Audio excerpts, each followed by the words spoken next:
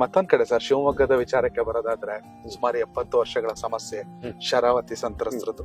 ಆಯ್ತಾ, ಎಲ್ಲೋ ಒಂದ್ ಕಡೆ ಬಿಜೆಪಿ ಸರ್ಕಾರ ಇದ್ದಾಗ ಹಕ್ಕುಪತ್ರನ ರದ್ದು ಮಾಡಕ್ಕೆ ಹೊರಟಿತ್ತು. ಅದರ ಹೋರಾಟ ಈಗ ನೀವು ಶುರು ಮಾಡಿದೀರಾ. ಹಕ್ಕುಪತ್ರವನ್ನ ಮಧು ಬಂಗಾರಪ್ಪ ಅವರೇ ಕೊಡ್ತಾರೆ ಅನ್ನೋ ಮಾತು ನಿಜ ಆಗುತ್ತಾ ಸದ್ಯದಲ್ಲಿ? ನಾನ್ ಕೊಟ್ರೆ ಅದು ನನ್ ಪುಣ್ಯ ಅಂತ ಹೇಳಿ ಅನ್ಸುತ್ತೆ. ಯಾಕಂದ್ರೆ ಬಂಗಾರಪ್ಪಾಜಿಯವರು, ಕಾಗೋಡು ತಿಮ್ಮಪ್ಪಾಜಿಯವರು ಮತ್ತೆ ಬೇರೆ ಬೇರೆ ಹೋರಾಟಗಾರರು ಅವರನ್ನು ನಂಬಿ ಇವತ್ತೇನಾದ್ರು ನಿಮ್ ಮನೇಲಿ ಬೆಳಕಿದೆ, ನನ್ ಮನೇಲಿ ಬೆಳಕಿದೆ, ನಿಮ್ಮ ಕ್ಯಾಮ್ರಾದಲ್ಲಿ ಇವತ್ತು ಪವರ್ ಇದೆ ಅಂದ್ರೆ ಹೌದು, it is because of our sacrifice. ನಿಜ ಸರ್. ಅವ್ರ ಮನೆ ಮಠ ಎಲ್ಲ ಬಿಟ್ಟು ಮಕ್ಕಳನ್ನೆಲ್ಲ ಕರ್ಕೊಂಡು ಹಸು ಕರು ನಾಯಿ ಕುರಿ ಎಲ್ಲದ್ದು ತಗೊಂಡು ಬೇರೆ ಕಡೆಗೆ ಹೋದ್ರು. ಡ್ಯಾಮ್ ಬಂದ್ಮೇಲೆ ಪವರ್ ಜನರೇಷನ್ ಸ್ಟಾರ್ಟ್ ಆಯ್ತು. ಹೌದು. ಸೊ ಅವ್ರಿಗೆ ಯಾರು ಈ ಹಣತೆ ತರ ಆಗೋಗ್ಬಿಟ್ಟಿದ್ದಾರೆ. ಹಣತೆ ಮೇಲ್ ದೀಪ ಲೈಟ್ ಇರುತ್ತೆ, ದೀಪದ ಕೆಳಗೆ. ಸೊ ಅದಾಗ್ಬಾರ್ದು ಅಂತ ಒಂದು ಹೋರಾಟ ಸ್ಟಾರ್ಟ್ ಮಾಡಿದೆ. ನಾನು ಅಧಿಕಾರದಲ್ಲಿ ಇದ್ದಿದ್ದು ಇವಾಗ್ಲೇನೆ. ಅಧಿಕಾರ ಮುಗಿಸಿ 2 years 2 months ಆಯ್ತು. ಇದು ಸೆಂಟ್ರಲ್ ಗವರ್ಮೆಂಟ್ ಹೆಲ್ಪ್ ಬೇಕು, ಮತ್ತೆ ಸುಪ್ರೀಂ ಕೋರ್ಟಿಗೆ ಹೋಗಿದೆ. ನಿಜ. ಇದು ಕ್ಯಾನ್ಸಲ್ ಮಾಡ್ತಾರ ಹಕ್ಕುಪತ್ರ ಅಲ್ಲ, ಪ್ರಯತ್ನ ಅಲ್ಲ, ಕ್ಯಾನ್ಸಲ್ ಮಾಡೇಬಿಟ್ರು. ಈಗ ನಾವು ಅದನ್ನ ಒಂದು ಹಂತಕ್ಕೆ ತಂದು ಸುಪ್ರೀಂ ಕೋರ್ಟ್ ಅಲ್ಲೂ ಹಾಕಿ 9,000 ಎಕರೆ ಕೂಡ ಬಿಡುಗಡೆ ಮಾಡಿಸ್ತಕ್ಕಂಥದ್ದು ಹಂತಕ್ಕೆ ಬಂದಿದೆ. ಅದ್ರ ಜೊತೆಗೆ ಕೆಲವರು ಹೆಚ್ಚುವರಿ ಮಾಡಿರ್ತಕ್ಕಂಥದ್ದು ಮತ್ತೆ ಬಡವರು ಯಾರ್ಯಾರು ಆ ಟೈಮಲ್ಲಿ ಇನ್ನುಳ್ಕಿ ತಗೊಂಡಿದ್ದು ಅದು ಕೂಡ ಸರ್ವೆ ನಡೀತಾ ಇದೆ. ನನಗ್ ವಿಶ್ವಾಸ ಇದೆ. ಯಾಕಂದ್ರೆ ಮಾನ್ಯ ಸಿದ್ದರಾಮಯ್ಯ ಅವರು ವಿರೋಧ ಪಕ್ಷದ ನಾಯಕರಿದ್ದಾಗ ಡಿ ಕೆ ಶಿವಕುಮಾರ್ ಸಾಹೇಬ್ರು ಪಕ್ಷದ ಅಧ್ಯಕ್ಷರು ಈಗಲೂ ಕೂಡ ಇದ್ದಾರೆ, ಅವಾಗ್ಲೂ ಕೂಡ ಇದ್ದಾಗ ಶಿವಮೊಗ್ಗದಲ್ಲಿ ನಾನೊಂದು ರಿಕ್ವೆಸ್ಟ್ ಮಾಡಿದ್ದೆ ಸುರ್ಜೇವಾಲಾ ಸಾಹೇಬ್ರ ಎದುರುಗಡೆ, ನೀವಿಬ್ರು ಒಟ್ಟಿಗೆ ಬರ್ಬೇಕು, ಒಟ್ಟಿಗೆ ಬಂದು ನಮ್ ಜನರಿಗೆ ಪ್ರಾಮಿಸ್ ಮಾಡ್ಬೇಕು, ನಮ್ ಸರ್ಕಾರ ಬಂದ್ರೆ ನಿಮಗೆ ಹಕ್ಕುಪತ್ರ ಕೊಡಿಸ್ತೀವಿ ಅಂತ. ಅದನ್ನ ಬಂದು ಇಬ್ರು ಕೂಡ ಹಿಂಗ್ ಥಮ್ಸ್ ಅಪ್ ಮಾಡಿದ್ರು. ಆ ಫೋಟೋ ನನ್ನ ಹತ್ರ ಈಗಲೂ ಕೂಡ ಇದೆ, ಜನರು ಕಣ್ಣಾರೆ ನೋಡಿದ್ದಾರೆ. ಅದು ಕಮಿಟ್ಮೆಂಟ್ ಇವತ್ತು ಕೂಡ ಸಿದ್ದರಾಮಯ್ಯ ಸಾಹೇಬರಿಗಿದೆ. ಸಿದ್ದರಾಮಯ್ಯ ಸಾಹೇಬ್ರು ಹೇಳಿದ್ದಾರೆ, ಮಧು ಇದನ್ನ ಯಾವ್ದೇ ಕಾರಣಕ್ಕೂ ನೀನೇ ಕುತ್ಕೊಂಡು ನೀನೇ ಮಾಡಬೇಕು ಅಂತ. ಅದ್ರ ಜೊತೆಗೆ ನಮ್ ಗೋಪಾಲ್ ಕೃಷ್ಣ ಅವ್ರು ಇರ್ಲಿ, ಮತ್ತೆ ನಮ್ಮ ಸಂಗಮೇಶ್ವರ್ ಅವ್ರು ಇರ್ಲಿ, ಆ ಕಡೆ ಭಾಗದಲ್ಲಿ ಕಿಮ್ಮನೆ ರತ್ನಾಕರ್ ಅವರು, ನಮ್ಮ ಪಕ್ಷದ ಎಲ್ಲ ಮುಖಂಡರು, ಸಾರ್ವಜನಿಕರು ಯಾರ್ಯಾರಿದ್ದಾರೆ, ಮತ್ತೆ ಇಲಾಖೆಗಳನ್ನೆಲ್ಲ ತಗೊಂಡು ವಿಶ್ವಾಸಕ್ಕೆ ತಗೊಂಡು ನಾವು ಅದನ್ನ ಸರಿ ಮಾಡ್ತಕ್ಕಂಥ ವ್ಯವಸ್ಥೆನ ನಾವು ಮಾಡ್ತಾ ಇದೀವಿ. ಅದು ಕ್ಲಿಯರ್ ಆಗುತ್ತೆ, ಏನ್ ತೊಂದರೆ ಇಲ್ಲ.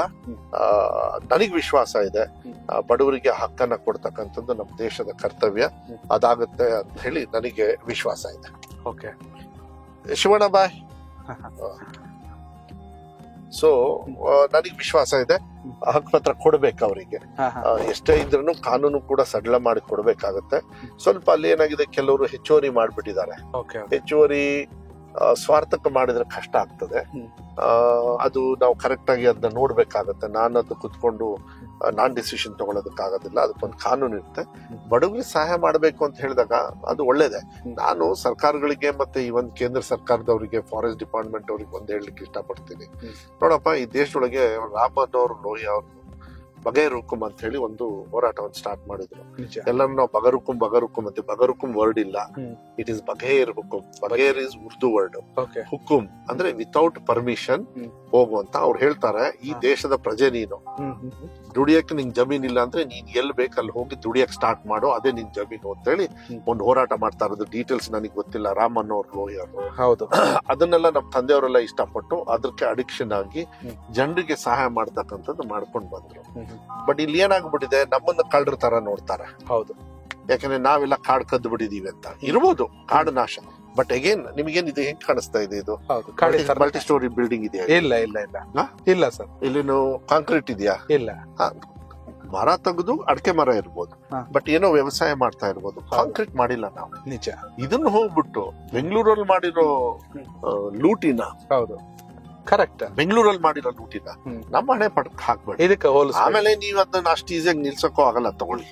ಬಹಳ ಕಷ್ಟ ಆಗುತ್ತೆ.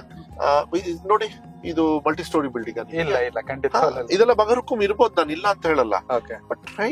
ಆಮೇಲೆ ಯಾರ್ದು ಕಾಂಟ್ರಿಬ್ಯೂಟರ್ಸ್ ನಿಮಗೆ GDP-ಗೆ ಕಾಂಟ್ರಿಬ್ಯೂಟ್ ಮಾಡ್ತಾ ಇದಾರೆ. ಏನೋ ಮರ ಕಟ್ ಮಾಡಿ ಏನೋ ಕೊಳ್ಳೆ ಹೊಡಿತಾ ಇದಾರೆ, ತಪ್ಪಾಗೋಗ್ಬಿಟ್ಟಿದೆ.